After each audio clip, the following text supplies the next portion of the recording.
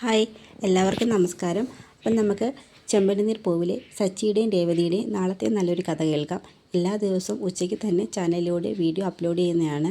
എൻ്റെ ചാനൽ ആദ്യമായി കാണുന്നവരാണെങ്കിൽ ഒന്ന് സബ്സ്ക്രൈബ് ചെയ്യണേ. വീഡിയോ ഇഷ്ടപ്പെടുവാണെങ്കിൽ ലൈക്ക് ചെയ്യണേ, കമൻറ്റ് ചെയ്യണേ. അങ്ങനെ വീട് വിട്ടിറങ്ങുന്ന ചന്ദ്ര നേരെ ബാമയുടെ വീട്ടിലോട്ടാണ് വരുന്നത്. ചന്ദ്രയെ കണ്ടതും ബാമ ചോദിക്കുന്നു, നീ എന്താ ചന്ദ്രയെ പതിവില്ലാതെ ബാഗൊക്കെ ആയിട്ട്? ഞാനിങ്ങനെ വീട്ടിൽ നിന്ന് ഇറങ്ങി പോകുമെന്ന് പറയും. എന്ത് കാര്യത്തിന്? അവളുടെ ആങ്ങളെ എൻ്റെ പണവും മോട്ടിച്ച് എന്നെ തള്ളിയിട്ട് കൊല്ലാനും ശ്രമിച്ചു. ഞാൻ അവനെതിരെ സ്റ്റേഷനിൽ പരാതിയും കൊടുത്തിട്ടുണ്ട്. എന്നിട്ട് അവളെ അവിടെ നിന്ന് ഇറക്കി വിടാൻ നോക്കിയിട്ട് അവൾ ഇറങ്ങി പോകത്തില്ല. അവളെ അവിടെ നിന്ന് ഇറക്കി വിടാൻ പറ്റത്തില്ലെന്നാണ് സച്ചി പറയുന്നതെന്ന് പറയും. അതിന് രേവതി എന്ത് തെറ്റ് ചെയ്തു? രേവതിയുടെ ആങ്ങളെയല്ലേ നിൻ്റെ പണം മോട്ടിച്ചത്? അതിനെതിരെ നീ അവനെതിരെ കംപ്ലയിൻറ്റ് കൊടുത്തു. സച്ചി അവന് ചെയ്ത തെറ്റിന് അവൻ്റെ കൈ പിടിച്ചൊടിക്കുകയും ചെയ്തു. പിന്നെ രേവതി അവിടെ നിന്ന് എന്തിനു ഇറങ്ങിപ്പോകുന്നതെന്ന് പറയും. അവളും കൂടി ചേർന്ന് ഇതെല്ലാം ചെയ്യിപ്പിച്ചത്. അവളെ വീട്ടിൽ എന്ന് വന്ന് കയറി അന്ന് തൊട്ട് ഓരോരോ പ്രശ്നങ്ങളാണ്. അവളെ ആ വീട്ടിൽ നിന്ന് ഇറക്കി വിടാൻ നോക്കിയപ്പോൾ വീട്ടിൽ അവളെ ഇറക്കി വിടാൻ സമ്മതിക്കത്തില്ല. വേണ്ട, ഞാൻ ഇറങ്ങി പോയേക്കാം, എന്നെ അല്ലല്ലോ ആർക്കും ആ വീട്ടിൽ ആവശ്യം, അവളെ ഇല്ല ആവശ്യമെന്ന് പറഞ്ഞു. ഇല്ല, ഇനി ആരും ഒന്ന് വിളിച്ചാൽ പോലും ഞാൻ തിരികെ പോകത്തില്ലെന്ന് പറയും. ചന്ദ്രൻ, നീ വെറുതെ അബദ്ധം കാണിക്കരുത്. രേവതിയുടെ ആങ്ങളെ ചെയ്ത തെറ്റിന് രേവതി എന്ത് തെറ്റാണ് ചെയ്തത്? രേവതി അവിടെ നിന്ന് ഇറക്കി വിട്ട് യാതൊരു കാര്യമില്ല. നിനക്ക് ആ കുട്ടിയുടെ മഹത്വം ഇനിയും മനസ്സിലായിട്ടില്ല. ഭാമി, നീ അവളെ സപ്പോർട്ട് ചെയ്ത് എനിക്ക് തീരെ ഇഷ്ടപ്പെടുന്നില്ല. ചന്ദ്രൻ, നീ സത്യം മനസ്സിലാക്കണം. നിനക്കറിയാവോ, എൻ്റെ മോൻ കല്യാണം കഴിച്ച് ഇത്രയും നാളെ അവൻ ഇന്നേ വരെ അവൻ്റെ ഭാര്യയും കൂട്ടി ഇങ്ങോട്ട് വരികയോ എന്നെ ഇത് കാണാൻ വരികയോ ഫോൺ വിളിക്കുക പോലും ചെയ്യത്തില്ല. ഇതേ കണക്കാനായിരിക്കും നിൻ്റെ വർഷയും ശ്രുതിയും. കുറച്ച് കാലം കഴിയുമ്പോൾ ശ്രുതിയും വർഷയെല്ലാം അവരവരുടെ ഭർത്താക്കന്മാരുമായിട്ട് മാറി താമസിക്കും. പക്ഷേ എന്നും നിൻ്റെ കൂടെ നിൻ്റെ സഹായത്തിന് ഈ പറയുന്ന സച്ചിൻ രേവതി മാത്രമേ കാണത്തുള്ളൂ. അവളെ അവൻ്റെ സഹായം എനിക്ക് ഒരിക്കലും വേണ്ടി വരത്തില്ല. എൻ്റെ അച്ഛൻ എനിക്ക് പണി തന്ന വീടാത്. ആ വീട്ടിൽ എന്നെക്കാട്ട് കൂടുതൽ സ്ഥാനം ഇപ്പോൾ അവൾക്കല്ലേ. അവളവിടെ താമസിക്കട്ടെ, ഞാൻ അവിടെ താമസിക്കത്തില്ലെന്ന് പറയും. എന്താ ഞാനിവിടെ താമസിക്കും, നിനക്ക് എന്തെങ്കിലും ബുദ്ധിമുട്ടുണ്ടോ എന്ന് ചോദിക്കും. എന്താ ചന്ദ്ര നീ ഇങ്ങനെയൊക്കെ പറയുന്നത്? നീ ഇവിടെ എത്ര ദിവസം താമസിച്ചാലും എനിക്ക് ബുദ്ധിമുട്ടൊന്നുമില്ല. അല്ല, നിനക്ക് എന്തെങ്കിലും ബുദ്ധിമുട്ടുണ്ടെങ്കിൽ ഞാൻ വേറെ എങ്ങോട്ടെങ്കിലും പോയിക്കോളാം, നീ എങ്ങോട്ട് പോകും, എനിക്ക് എൻ്റെ നാട്ടിൽ പോകാൻ അറിയാമെന്ന് പറയും. എന്തിനാ ചന്ദ്ര നീ അങ്ങോട്ട് സംസാരിക്കേണ്ട, നിനക്ക് എത്ര നാൾ വേണം എൻ്റെ കൂടെ താമസിക്കാം. ഞാനൊരു ശരിയായ കാര്യം പറഞ്ഞതേ ഉള്ളൂ. സച്ചിൻ രേവതിയും നിനക്ക് എന്ത് ഉപകാരപ്പെടുന്ന ആൾക്കാരായിരിക്കുമെന്നേ പറഞ്ഞോളെന്ന് പറയും. നീ എന്ത് പറഞ്ഞാലും ഭാമേ, നീ അവരെ സപ്പോർട്ട് ചെയ്യുന്നത് എനിക്ക് തീരെ ഇഷ്ടപ്പെടുന്നില്ലെന്ന് പിന്നെയും ചന്ദ്ര അത് തന്നെയാണ് പറഞ്ഞുകൊണ്ടിരിക്കുന്നത്. അതിനുശേഷം രാത്രി കിടക്കാനായിട്ട് സച്ചിൻ രേവതിയും കൂടി കിടക്കുന്നു. ആ സമയത്ത് രേവതി കിടന്ന് കരയുവാണ്. അപ്പോൾ സച്ചി ചോദിക്കും, എന്തിനാ രേവതി നീ കരയുന്നത്? അത് സച്ചിയേട്ടാ, അമ്മ എന്തിനാ സച്ചിയേട്ടാ ഇവിടെ നിന്ന് ഇറങ്ങിപ്പോയത്? ഞാൻ വേണമെങ്കിൽ വീട്ടിൽ നിന്ന് ഇറങ്ങിപ്പോവാം, എന്നാലും സച്ചിയേട്ടൻ പോയി അമ്മയെ തിരിച്ച് വിളിച്ചോണ്ട് വരണമെന്ന് പറയും. നീ എന്തൊക്കെയാണ് രേവതി പറയുന്നത്? അതെ, അമ്മ ഇവിടെ നിന്ന് ഇറങ്ങിപ്പോകാൻ കാരണം നമ്മളാണോ? നമ്മൾ പറഞ്ഞില്ലല്ലോ അമ്മയുടെ ഇറങ്ങിപ്പോകാൻ. നിന്നെ ഇറക്കി വിടാൻ അമ്മ നോക്കിയപ്പോൾ നിന്നെ ഇറക്കി വിടാൻ പറ്റത്തില്ലെന്ന് ഞാൻ പറഞ്ഞു. അച്ഛന് ന്യായമായിട്ട് പറഞ്ഞു. അച്ഛൻ എല്ലാ കാര്യത്തിനും എന്നെ സപ്പോർട്ട് ചെയ്യുന്നത്. പക്ഷേ ഈ ഒരു കാര്യത്തിന് മാത്രം അച്ഛൻ എന്നെ കുറ്റപ്പെടുത്തിയാലും ചേട്ടാന്ന് പറയും. അച്ഛൻ എന്ന ന്യായത്തിൻ്റെ ഭാഗത്ത് മാത്രം നിന്ന് സംസാരിക്കും രേവതി. ഈ നമ്മളിപ്പോൾ പറയുന്നതിലും ന്യായം അച്ഛൻ്റെ ഭാഗത്താണ്. കാരണം ശരത്ത് തെറ്റ് ചെയ്തു. ആ സത്യം അവൻ ചെയ്ത തെറ്റ് തന്നെ സത്യേട്ടാ. ഞാൻ ഒരിക്കലും അതിനെ ന്യായീകരിക്കുന്നില്ല. പക്ഷേ അവൻ ഒരു പഠിക്കുന്ന പയ്യനല്ലേ. അമ്മ അവനെതിരെ ഒരു കംപ്ലയിൻറ്റ് കൊടുത്തു കഴിഞ്ഞാൽ അവൻ്റെ ഭാവി എന്താവും? നമ്മൾ അമ്മയടുത്ത് പറഞ്ഞില്ലേ രേവതി കംപ്ലയിൻറ്റ് ഒപ്പിടില്ലെന്ന്. പക്ഷേ അമ്മ അത് തീരുമാനിച്ചിരുന്ന അച്ഛന് പോലും ഒന്നും ചെയ്യാൻ പറ്റത്തില്ലെന്ന് പറയും. അമ്മയ്ക്ക് പണ്ടേ നിന്നോടും നിൻ്റെ വീട്ടുകാരോടും ദേഷ്യമാണ്. ഇപ്പോൾ ഒരു അവസരം കിട്ടിയപ്പോൾ അമ്മ ഇത് പരമാവധി പ്രയോജനപ്പെടുത്തുന്നുണ്ട്. പിന്നെ അതിന് എരിയേറ്റി കൊടുക്കാനായിട്ട് ആ പാർലേട്ടത്തെയും സ്തുതിയുണ്ടല്ലോ എന്നും പറയും. നമ്മൾ അവർക്ക് എന്ത് ഉപകാരം ചെയ്ത് കൊടുത്തേ സച്ചിയേട്ടെ. എന്നിട്ടും നമുക്കൊരു വിഷമം വന്നപ്പോൾ അവരെല്ലാവരും ഒരുപോലെ നിന്ന് നമ്മളെ എതിർത്തല്ലോ എന്നൊക്കെ ചോദിക്കും. അനി അതൊന്നും കാര്യമാക്കേണ്ട സ്ഥിതി. എനിക്ക് ഇപ്പം ഈ ഒരു പ്രശ്നം ഉണ്ടായ സമയത്ത് എനിക്കറിയാം പോലീസുകാരുടെ കയ്യിൽ അവനെ കിട്ടിക്കഴിഞ്ഞാൽ പോലീസുകാർ കൊണ്ടുപോയി സ്റ്റേഷനിൽ പെടുത്തും, ജാമ്യം കിട്ടാതെ കേസൊക്കെ ഫയൽ ചെയ്യും. അത് അറിഞ്ഞുകൊണ്ട് തന്നെയാണ് ഞാൻ അവനെ തൽക്കാലം മഹേഷിൻ്റെ വീട്ടിലോട്ട് മാറ്റി നിർത്തിയിരിക്കുന്നത്. ഇവിടെ വന്ന് പോലീസുകാർ കേസ് അന്വേഷിക്കാൻ വരുന്നതും അമ്മ അവനെതിരെ പരാതി കൊടുക്കുമെന്നൊക്കെ ഞാൻ മുൻകൂട്ടി കണ്ടത് തന്നെയാണെന്ന് രേവതിയോട് പറയും. ഇനി എന്താ സച്ചിയേട്ടാ അവനെ പോലീസ് അറസ്റ്റ് ചെയ്യും? അങ്ങനെയൊന്നും വരുത്തില്ല രേവതി. അതുകൊണ്ടല്ലേ നമ്മൾ അവനെ മാറ്റി നിർത്തിയിരിക്കുന്നത്. കുറച്ച് ദിവസം കഴിയട്ടെ, കഴിഞ്ഞതിന് ശേഷം അമ്മയുടെ ദേഷ്യമൊക്കെ മാറുമ്പോൾ നമുക്ക് അച്ഛനെ കൊണ്ട് സംസാരിപ്പിക്കാം. അച്ഛന് നല്ല വിഷമമായി കാണത്തില്ലേ അമ്മയെ പിരിഞ്ഞിരിക്കുന്നത്? ഞാൻ കാരണമല്ലേ സച്ചിയേട്ടാ ഇതിനെല്ലാം പ്രശ്നം നോക്കും. നീ എന്ത് തെറ്റാ രേവതി ചെയ്തത്? ശരത്ത് അങ്ങനെ ഒരു അബദ്ധം കാണിച്ചു. ഇപ്പോൾ അവൻ നല്ല കുട്ടിയായിട്ട് പഠിക്കാൻ പോകുന്നുണ്ട്, ഉത്തരവാദിത്തമായിട്ട് എല്ലാ കാര്യങ്ങളും ചെയ്യുന്നുണ്ട്. ഇനി അതിനെക്കുറിച്ച് സംസാരിക്കണ്ടല്ലോ. ഇപ്പം നീ വന്നില്ല എന്നുണ്ടെങ്കിലും അച്ഛനും അമ്മയും തമ്മിൽ മുമ്പും ഇതുപോലെ വഴക്കൊക്കെ ഉണ്ടായിട്ടുണ്ട്.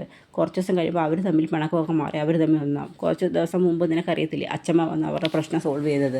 ഇതൊന്നും നീ വന്നതിന് ശേഷം നടക്കുന്ന ആദ്യത്തെ സംഭവമൊന്നുമല്ല. നീ വെറുതെ അതിനെക്കുറിച്ച് ആലോചിച്ച് വിഷമിക്കേണ്ട. ഇപ്പം ഈ ഒരു സാഹചര്യത്തിൽ എനിക്ക് വേണമെങ്കിൽ നീയായിട്ട് ഇവിടുന്ന് മാറി താമസിക്കാം. പക്ഷേ എനിക്ക് അച്ഛനെ പിരിഞ്ഞ് നിൽക്കാൻ പറ്റത്തില്ല. അച്ഛൻ ഇപ്പോൾ ദേഷ്യം കാണിക്കുന്നെങ്കിലും അച്ഛൻ എന്തെങ്കിലും ഒരു വയ്യാഴിക വന്നാൽ അച്ഛൻ ആദ്യം എൻ്റെ പേരാണ് വിളിക്കുന്നത്. സച്ചി എന്നാണ് അച്ഛൻ ആദ്യം വിളിക്കുന്നത്. ആ അച്ഛനെ ഉപേക്ഷിച്ച് എനിക്ക് പ്രത്യേക എടുത്ത് മാറിപ്പോലും ഇപ്പോഴത്തെ അവസ്ഥ മാറി താമസിക്കാൻ പോലും പറ്റത്തില്ല. അതുകൊണ്ട് നീ സങ്കടപ്പെടാതിരിക്കുക. കുറച്ച് ദിവസം കഴിഞ്ഞതിന് ശേഷം നമുക്ക് അമ്മയെ കൂട്ടിക്കൊണ്ട് വരാം. അതിനുശേഷം അച്ഛനോട് സംസാരിച്ച് നമുക്ക് കേസിൻ്റെ കാര്യത്തിനെക്കുറിച്ച് എന്തെങ്കിലും ചെയ്യാൻ പറ്റുമെന്നൊക്കെ നോക്കാമെന്ന് പറഞ്ഞ് രേവതിയെ സച്ചി ആശ്വസിപ്പിക്കുന്നുണ്ട്. കുറച്ച് കഴിഞ്ഞ് രവി ഹോളിൽ ഇരിക്കുകയാണ്. അപ്പോഴത്തേക്ക് ചന്ദ്രോദയത്തിലോട്ട് മഹിമ വരികയാണ്. മഹിമയെ കാണുന്നതും രവി ഇങ്ങനെ നോക്കും. എന്തോ അറിഞ്ഞ കണക്കാണ് മഹിമ വരുന്നത്. ഒന്നും അറിയാത്ത കണക്ക് മഹിമ അകത്തോട്ട് കയറിയിരിക്കും. ആ രവിയേട്ട ഇതാരും വർഷയുടെ അമ്മയോ ഇരിക്കും മഹിമ എന്നൊക്കെ പറയും. എന്തുകൊണ്ട് വിശേഷ സുഖമല്ലേ? കുഴപ്പമൊന്നുമില്ല. ഞാനിവിടെ അടുത്തൊരു വീട് വരെ വരേണ്ടി എൻ്റെ ഫ്രണ്ടിൻ്റെ വീട് വരെ വന്നതാണ്. ഇവിടെ അടുത്താണ്.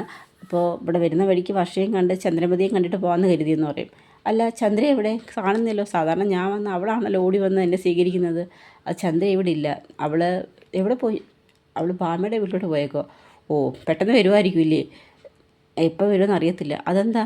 അപ്പോഴത്തേക്ക് ശ്രുതി ഇങ്ങോട്ട് ഓടി വന്നിട്ട് പറയും, ഇതാര് മഹിമ ആൻറ്റിയോ എന്നൊക്കെ പറഞ്ഞ് സംസാരിക്കും.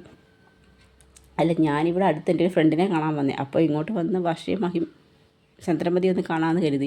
അപ്പോഴാണ് രവിയേട്ടൻ പറഞ്ഞത് ചന്ദ്ര ഭാമേനയുടെ വീട്ടിൽ പോയേക്കോ. ഭാമേനയുടെ വീട്ടിൽ പോയേക്കോ ആൻറ്റി. ഇനി എന്ന് വരുമെന്ന് അറിയത്തില്ല. അതെന്താ വർഷം നീ അങ്ങനെ പറഞ്ഞത്? അതേ, ആൻറ്റി അറിഞ്ഞില്ലായിരുന്നോ സംഭവമൊന്നും? അപ്പോഴത്തേക്ക് രവിക്ക് അങ്ങ് ദേഷ്യം വരുന്നുണ്ട്. രവി ദേഷിച്ച് ശ്രുതി ഇങ്ങനെ നോക്കുകയാണ്. ശ്രുതി കിട്ടിയ അവസരമല്ലേ എന്ന് കരുതി എടുത്തിട്ടങ്ങ് സംസാരിക്കുകയാണ്. രേവതിയുടെ ആങ്ങളെ ശരത്തിൻ്റെ വീഡിയോ കണ്ടില്ലായിരുന്നു? വീഡിയോ വൈറലാണല്ലോ. അത് ഞാൻ കണ്ടായിരുന്നു. ആ വീഡിയോയ്ക്കകത്ത് അമ്മയുടെ പണമാണ് അവൻ മോട്ടിക്കുന്നത്. എന്നിട്ട് അമ്മയെ തെള്ളിയിടാൻ നോക്കി. അങ്ങനെ അവനെതിരെ കംപ്ലയിൻറ്റ് കൊടുത്തിട്ടുണ്ടായിരുന്നു അമ്മ. ഇവിടെ പോലീസുകാർ വന്നായിരുന്നു അന്വേഷിക്കാനായിട്ട്. അതിനുശേഷം രേവതി ഇവിടുന്ന് ഇറങ്ങിപ്പോണമെന്ന് അമ്മ പറഞ്ഞു. അപ്പോൾ അച്ഛൻ അതിന് സമ്മതിച്ചില്ല. അപ്പോൾ എങ്കിൽ പിന്നെ അമ്മ ഇറങ്ങി പോകാമെന്ന് എഴുതി അമ്മ പിണങ്ങി ഭാമേൻ്റെ വീട്ടിൽ പോയേക്കോ എന്നൊക്കെ പറയുന്നു. അപ്പോഴത്തേക്ക് രവിക്കൊക്കെ ദേഷ്യം വരുന്നുണ്ട്. അയ്യോ, അതെന്തിനാ അങ്ങനെ ചെയ്തത്? അവളുടെ വീടല്ലേ ഇത്? അവൾ ഇറങ്ങിപ്പോയ ശരിയുള്ള കാര്യമാണോ? എന്നാലും ആ രേവതിയുടെ ആങ്ങളെ ഇങ്ങനെ ചെയ്തെന്ന് ഞാൻ കരുതില്ല. മുമ്പ് അവൻ ഇവിടെ ബൈക്ക് മോട്ടിച്ച കാര്യം ഞാൻ അറിഞ്ഞിട്ടുണ്ടായിരുന്നു. വർഷ പറഞ്ഞിട്ടുണ്ട്. പക്ഷെ അവൻ ഒരു തനി മോഷ്ടാവാന്ന് ഞാൻ ഇപ്പോഴാണ് അറിയുന്നതെന്ന് പറയും. അപ്പോഴത്തേക്ക് രേവതി കുടിക്കാനുള്ള വെള്ളമായിട്ട് അങ്ങോട്ട് വരും. രേവതിക്ക് അങ്ങ് ദേഷ്യം വരുന്നുണ്ട്. വെള്ളമെന്ന് പറഞ്ഞ് ഇങ്ങനെ ദേഷിച്ച് കൊടുക്കും. എന്നാലും എൻ്റെ രേവതി, നിൻ്റെ ആങ്ങളെ ഇങ്ങനെ ആയി പോയല്ലോ. മുമ്പ് അവൻ ഇവിടെ കയറി വന്ന് സച്ചിയുടെ ബൈക്ക് മോട്ടിക്കാൻ ശ്രമിച്ചു. ഇപ്പം എന്താ ചന്ദ്രമതിയുടെ പണം? ഇക്കണക്കിന് അവനെ വിശ്വസിച്ച് എങ്ങനെ വീട്ടിൽ കയറ്റുന്നത്? പറയാം, ഞങ്ങളെ ബന്ധുക്കളൊക്കെ വിളിക്കുമോ? ഇങ്ങനെ ഒരു കള്ളൻ്റെ ഫാമിലിയിലാണോ നിങ്ങളുടെ മോളെ നിങ്ങൾ പറഞ്ഞയച്ചെന്നൊക്കെ പറഞ്ഞങ്ങ് ഞങ്ങൾക്ക് നാണക്കേട് കാരണം ഞങ്ങൾക്ക് പുറത്തിറങ്ങാൻ വയ്യ. ഫോൺ കോൾസ് കാരണം ഫോണിൻ്റെ അടുത്ത് നിൽക്കാൻ പറ്റത്തില്ല എന്നൊക്കെ പറഞ്ഞങ്ങ് ശ്രുതി എടുത്തിരുന്നങ്ങ് പറയുവാണ്. രവി ഇതൊക്കെ ഇങ്ങനെ കേൾക്കുന്നുണ്ട്. അപ്പോഴത്തേക്ക് രേവതിക്ക് അങ്ങ് സങ്കടവും ദേഷ്യമൊക്കെ വരുന്നുണ്ട്. ഇനിയിപ്പോൾ എന്താ ചെയ്യുക? പുറത്തറിഞ്ഞാൽ നാണക്കേടാ, എന്തോ ചെയ്യാനാ ഇത് എന്നൊക്കെ പറഞ്ഞ് കുറേയൊക്കെ അങ്ങ് പറയുന്നുണ്ട്. അപ്പോഴത്തേക്ക് ഞങ്ങളുടെ കുടുംബം എന്ന് വെച്ച് കഴിഞ്ഞാൽ ഇച്ചിരി പേരൊക്കെയുള്ള കുടുംബമാണല്ലോ. ഇതൊക്കെ കേട്ടാൽ ഞങ്ങൾ എങ്ങനെയാണ് സഹിക്കുന്നത് ഉച്ചയ്ക്ക് എന്നൊക്കെ ഇങ്ങനെ അവരെക്കുറിച്ച് ഇങ്ങനെ കുറച്ച് പുകഴ്ത്തിയൊക്കെ സംസാരിക്കുന്നുണ്ട്. അപ്പോഴത്തേക്ക് നമ്മുടെ സച്ചി അങ്ങോട്ട് കയറി വരും. പിന്നെ നിങ്ങളുടെ ഭയങ്കര പേര് കേട്ട കുടുംബമോ? നിങ്ങളുടെ ഭർത്താവിനെക്കുറിച്ചും അറിയാം. സർവീസ് ചെയ്യുന്ന സമയത്ത് അയാൾ ഫയല് വെക്കാത്ത കൈകളില്ല. ചില്ലറ കൈക്കൂലിക്ക് ഇങ്ങനെ അയാൾ ആൾക്കാരുടെ കയ്യിൽ നിന്ന് മേടിച്ചിട്ടുള്ളത്. എന്നിട്ട് പ്രത്യക്ഷത്തിൽ അയാളൊരു മാന്യൻ എന്നൊക്കെ ഇങ്ങനെ പറയും. അപ്പോഴത്തേക്ക് മഹിമ പറയും, അങ്ങനെയൊന്നുമില്ല, എൻ്റെ മധുവേട്ടൻ അങ്ങനെ കൈക്കൂലിയിൽ നിന്ന് മേടിച്ച കേസൊന്നും ആയിട്ടില്ല. നിൻ്റെ അളിയനല്ലയോ കേസിൽ പെട്ട് ജയിലിൽ കിടക്കുന്നതെന്ന് പറയും. അവൻ ജയിലിലൊന്നും കിടന്നിട്ടൊന്നുമില്ല. അവനൊരു അബദ്ധം പറ്റി. അവൻ പണം മോട്ടിച്ചെന്നുള്ള സത്യമാണ്. അത് കേസൊന്നും ആക്കാതെ ഞങ്ങൾക്കറിയാം ഒത്തുതീർപ്പാക്കാമെന്നൊക്കെ പറയും. നിൻ്റെ അളിയനെ നീ ന്യായീകരിക്കുമായിരിക്കും എന്നൊക്കെ പറയും. ചോദിക്കും. അങ്ങനെ ഇവർ തമ്മിൽ സംസാരിക്കുമ്പം രവി പറയും, സച്ചി മതി, വീട്ടിൽ മഹിമ വന്നത് അവരുടെ മകളെ കാണാൻ വേണ്ടിയാണ്. ഇനി അതിന് ശരത്തിൻ്റെ പേരെടുത്തിട്ട് എൻ്റെ പേരിൽ സംസാരമൊന്നും വേണ്ട. മഹിമ പോയി മോളെ കണ്ടിട്ട് വർഷയെ കണ്ടിട്ട് വരാൻ പറയും. അങ്ങനെ എങ്കിൽ ശരി രവിയേട്ടാ എന്ന് പറഞ്ഞുകൊണ്ട് പോവും. ഉടനെ ശ്രുതിയും പുറകെ പോവും. ഉടനെ ശ്രുതിയെ പുറമേ നിന്നുകൊണ്ട് രവി വിളിയും, ശ്രുതി ഇവിടെ വരാൻ പറയും. എന്താ അങ്ങളെ, നിനക്കൊരു സാമാന്യ ബോധമില്ലേ? ഒരു വീട്ടിലേക്ക് ഒരാൾ കയറി വന്നു കഴിഞ്ഞാൽ വീട്ടിലെ വിശേഷങ്ങൾ മൊത്തം അങ്ങ് വിളമ്പുകയാണോ ചെയ്യേണ്ടതെന്ന് ചോദിക്കും. അയ്യോ അങ്ങളെ, ആൻറ്റിയെക്കുറിച്ച് ചോദിച്ചു കഴിഞ്ഞാൽ ഭാമയുടെ വീട്ടിൽ പോയിരിക്കുക എന്നുള്ള കാര്യം ഞാൻ പറഞ്ഞില്ലേ. പിന്നെ നീ എന്തിനാ അവൾ പിണങ്ങിപ്പോയാന്നും ശരത്തിൻ്റെ കാര്യങ്ങളൊക്കെ എടുത്ത് പറഞ്ഞെന്ന് പറയും. ഇങ്ങനെയാണ് ഒരു വീട്ടിൽ പെരുമാറേണ്ടതെന്നൊക്കെ ചോദിക്കും. അപ്പോഴത്തേക്ക് ശ്രുതിക്കൊന്നും പറയാൻ പറ്റത്തില്ല. ശ്രുതി മിണ്ടത്തില്ല. മേലെ ഇത് ആവർത്തിക്കരുത് എന്ന് പറഞ്ഞ് രവി ശ്രുതിയോട് കയർത്ത് സംസാരിക്കുകയാണ്. അപ്പോഴത്തേക്ക് ശ്രുതി ഇങ്ങനെ മിണ്ടാതെ നിൽക്കുകയാണ്. കുറച്ച് കഴിഞ്ഞ് നേരത്തേക്ക് വർഷ മുറിയിലോട്ട് മഹിമ കയറി വരും. വർഷയെ കാണുന്നതും എന്നാലും എൻ്റെ വർഷയെ ആ ചെറുക്കൻ ഇങ്ങനെ ചെയ്യുന്നതിന് ഒട്ടും പ്രതീക്ഷിച്ചില്ല. അമ്മ എന്തറിഞ്ഞുകൊണ്ട് ഈ സംസാരിക്കുന്നത്? അത് അവരുടെ ഫാമിലിയുമായിട്ട് അതിനകത്തൊന്നും കയറി അമ്മ ഇൻവോൾവ് ചെയ്യേണ്ട കാര്യമില്ല. രേവതി ചേച്ചിയുടെ ആങ്ങളയ്ക്ക് ഒരു തെറ്റ് പറ്റി. അത് അവൻ തിരുത്തുകയും ചെയ്യും. മുമ്പ് അവൻ ഇവിടെ കയറി വന്ന് ബൈക്ക് മോടിച്ചു. ഇപ്പോൾ ആൻറ്റിയുടെ പണം മോടിച്ചു. അവൻ ചെയ്തത് റോബറിയാണ്, തെറ്റ് തന്നെയാണ്. അതിനെതിരെ ആൻറ്റി പോലീസിൽ കംപ്ലയിൻറ്റ് കൊടുക്കുകയും ചെയ്തിട്ടുണ്ട്.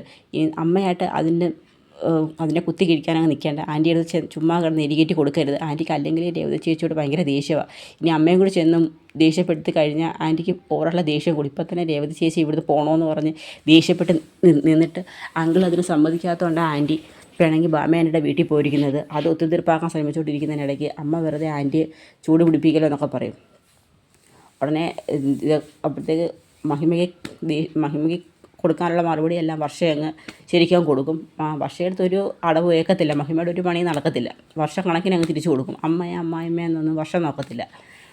അതിന് കുറച്ച് നേരം കഴിയുമ്പോഴത്തേക്ക് ശ്രുതിക്കൊരു ഫോൺ വരും. ആൻ്റണിയുടെ ഓഫീസിൽ നിന്ന്. ആൻ്റണി എന്താ ആൻ്റണി എന്ന് ചോദിക്കും. എനിക്ക് നിന്നെ അത്യാവശ്യത്തിന് കാണണം, നീ എൻ്റെ ഓഫീസിലോട്ടൊന്ന് വരണമെന്ന് പറയും. അങ്ങനെ മഹിമയ്ക്കുള്ള പണി വർഷയും ശ്രുതിക്കുള്ള പണി ആൻ്റണി മിക്കവാറും കൊടുക്കും. അങ്ങനെ 8ൻ്റെ പണി തന്നെ ആയിരിക്കും ആൻ്റണിയുടെ അടുത്തുനിന്ന് വർഷയ്ക്ക് കിട്ടുന്നത്.